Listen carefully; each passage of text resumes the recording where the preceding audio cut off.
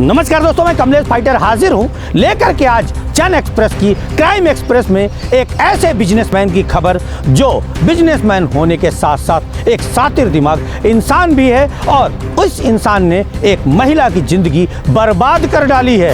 ये हमें बोला कि नहीं, मैं तुमसे शादी नहीं करूंगा, तुमको रहना है तो ऐसे ही रहो। ये हमारे साथ शारीरिक शोषण शादी का झांसा दे के करता रहा और हमें हमारे बच्चों को मारने की धमकी बहुत देता था। ऐसा लगता है कि इस आरोपी को अपने पैसों पर, अपने रसूख पर बड़ा घमंड है।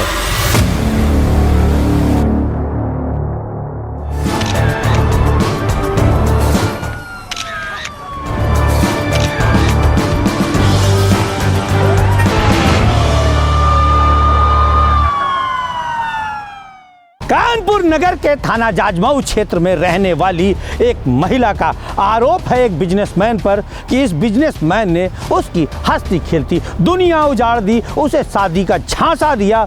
और हम आपको बता दें, सबसे पहले जब इस बिजनेसमैन ने इस पीड़ित महिला को अपनी हवस का शिकार बनाया तो कैसे बनाया ये हम आपको खबर में आगे बताएंगे। लेकिन सबसे पहले हम आपको एक चेहरा दिखा रहे हैं जिस शख्स पर आरोप है। ये शख्स जो आपको नजर आ रहा है, इसका नाम है जाजमऊ निवासी इकराम। जी हाँ, ध्यान से देख लीजिए, ये शख्स एक बहुत बड़ा बिजनेसमैन है।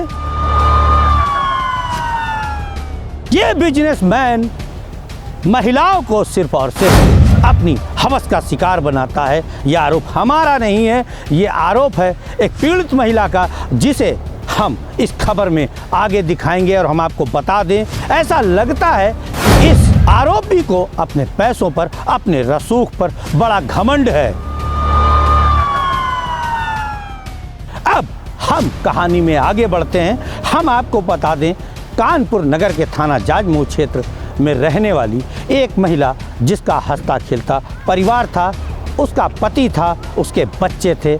अचानक से यह शख्स वर्ष 2015 में उस महिला के पति का दोस्त बनकर उसके घर में आया और धीरे धीरे उस पर अपनी गंदी नीयत रखने लगा। एक दिन जब लगभग वर्ष 2018 में 3 साल बाद इस शख्स को मौका मिला, पीड़िता की माने, पीड़िता के आरोपों की माने, तो इस शख्स ने इस पीड़ित महिला का शारीरिक शोषण बड़े ही शातिराना ढंग से किया। इस महिला को कोल्ड ड्रिंक में नशा दिया, उसके बाद उसके साथ जबरन शारीरिक संबंध बनाए और उस शारीरिक संबंध का इसने वीडियो बना लिया और फिर दौर चालू हो गया ब्लैकमेलिंग का। इस रसूखदार बिजनेसमैन की हवस का शिकार हुई महिला उसके सामने रोई, गिड़गिड़ाई, लेकिन इस रसूखदार बिजनेसमैन को उस पर तरस ना आया। जिस वीडियो को इस रसूखदार ने बनाया था, न्यूड वीडियो जो बनाया था, उसके बल पर ये रसूखदार इसे ब्लैकमेल करने लगा, अक्सर अपनी हवस का शिकार बनाने लगा। पीड़ित महिला की माने तो शुरुआत में वो इसके चंगुल से आज़ाद होना चाहती थी, लेकिन इस व्यक्ति ने उसके घर में भी, उसके जो खुशहाल जीवन था उसमें भी आग लगा दी, जिस कारण यह पीड़ित महिला मजबूर हो गई इस शख्स के साथ हम बिस्तर होने के लिए। मजबूरन यह शख्स उसकी अस्मत से खेलता रहा, उसकी इज्जत आबरू से खेलता रहा। पैसे से यह व्यक्ति न्यू एलाइट एक्सपोर्ट नाम की कंपनी चलाकर लेदर और चमड़े का कारोबार करता है, लेकिन यह एक बड़ा व्यवसायी होने के साथ साथ एक शातिर दिमाग रेपिस्ट भी है। ये हम नहीं कह रहे हैं, ये महिला कह रही। उसका साफ कहना है कि उसके खुशहाल जीवन में इस शख्स ने आग लगा दी, जबरन उसके पति से शादी का झांसा दे करके तलाक भी करवा दिया। और जब उस महिला ने, पीड़ित महिला ने तलाक ले लिया तो उसके बाद शादी करने से इनकार कर दिया और यही कहा कि तुम मेरी हम बिस्तर होती रहो, जो इस महिला को नागवार गुजरा। उसके बाद उसने गुहार लगाई शासन प्रशासन से। मुकदमा तो दर्ज हुआ, लेकिन शासन प्रशासन ने अभी तक इस आरोपी की गिरफ्तारी नहीं की है। आपके सामने स्क्रीन पर प्रथम सूचना रिपोर्ट आपको हम जो दिखा रहे हैं, आप देख सकते हैं कि प्रथम सूचना रिपोर्ट दर्ज हुए कितना समय हो गया है, उसके बाद भी इस आरोपी को गिरफ्तार नहीं किया गया। तो चलिए आपको ले चलते हैं उस पीड़िता के पास, क्योंकि पीड़िता ने आज कानपुर प्रेस क्लब में प्रेस वार्ता की है। लोकतंत्र के चौथे स्तंभ के सामने अपनी पीड़ा बयां किया है। क्या कुछ कहा है इस पीड़िता ने, हम आपको दिखाते हैं। अब सुनते हैं उस पीड़िता की जुबानी कि क्या कुछ उसके साथ घटित हुआ था और पुलिस इस मामले में अभी तक क्या कार्रवाई कर चुकी है या क्या कार्रवाई नहीं की है। क्या हुआ था? सर, इकराम अहमद सन 2018 में हमारे घर आए और हमारे साथ कोल्ड ड्रिंक कुछ मिला के शारीरिक शोषण के और उसका वीडियो बना लिया, जिसको लगातार वो हमें दिखाते रहे कि तुम हमारे खिलाफ गई तो हम तुम्हारा वीडियो वायरल कर देंगे और तुम्हें पूरी तरह से बर्बाद कर देंगे। सन 2018 की बात है। उस टाइम हमारे बच्चे छोटे थे और हमारे हस्बैंड बाहर रहते थे काम के सिलसिले में और बच्चे हमारे बाहर पढ़ाई कर रहे थे लखनऊ में।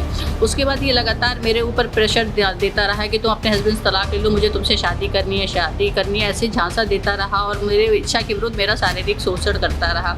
फिर इसने सन 2021 में मेरा तलाक करवा दिया मेरे हस्बैंड से। और उसके बाद मैंने जब इससे कहा कि अब मेरा तलाक हो गया, तुम हमसे शादी करो, तो ये हमें बोला कि नहीं, मैं तुमसे शादी नहीं करूँगा, तुमको रहना है तो ऐसे ही रहो। उस पर हमने ऑब्जेक्शन कर दिया कि नहीं, हम ऐसे नहीं रहेंगे, जब शादी का वादा किया था तो शादी करो।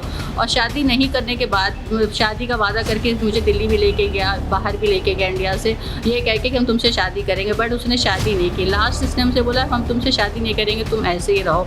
हमने जिसकी सूचना तुरंत FIR करवाई जाजमऊ थाने में कि ये हमारे साथ शारीरिक शोषण शादी का झांसा दे के करता रहा और हमें हमारे बच्चों को मारने की धमकी बहुत देता था।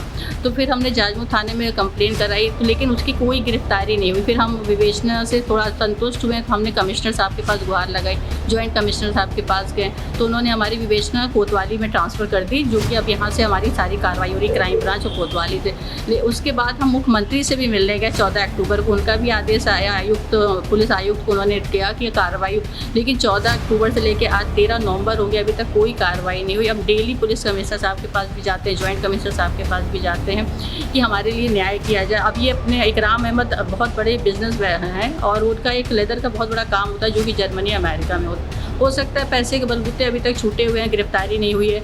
और हम डेली अपनी पूरी पैरवी करने के लिए डेली जॉइंट कमिश्नर साहब के पास, कमिश्नर साहब के पास, हम सब जगह जाते हैं।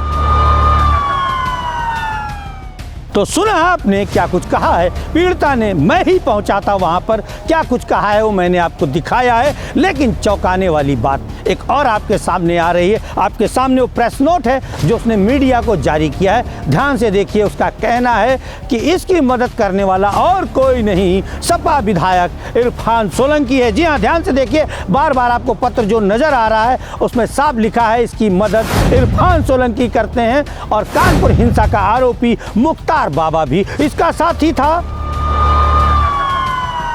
इस मामले में हमने भी इकराम का जो आरोपी है उसका पक्ष जानना चाहा, तो जब संपर्क किया गया तो उसका कहना था, बड़े ही घमंड भरे स्वर में उसका कहना था कि ये महिला सही नहीं है, इसका आचरण सही नहीं है।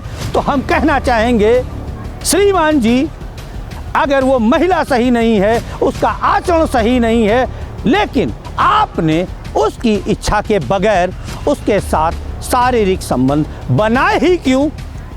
आप जवाब दीजिए। तो चुप हो गए। हालांकि उनका यह भी कहना है कि उसे जमानत मिल चुकी है इस मामले में न्यायालय से। हालांकि संपूर्ण रूप से वो नहीं बता पाए कि किस तरह से, किस प्रकार की जमानत मिली है। कारण ये है कि अभी भी इनके खिलाफ कोई चार्जशीट फाइल नहीं हुई है। हमें जो लगता है कि उन्होंने हमें आधी अधूरी जानकारी दी है। फिर भी हम आपको बता दें कि जो आरोपी है उसने कहा है कि मुझे जमानत मिल गई है और ये महिला ठीक नहीं है। हम फिर कह रहे हैं, अगर ये महिला ठीक नहीं थी तो आपने उसका जीवन क्यों बर्बाद किया? हमें तो ऐसा लगता है कि जो महिला कह रही है कहीं ना कहीं सत्य होगा, लेकिन इसकी पुष्टि हम नहीं कर सकते। इसकी पुष्टि तो आने वाले समय में माननीय न्यायालय के विद्वान न्यायाधीश करेंगे, जब ट्रायल चलेगा।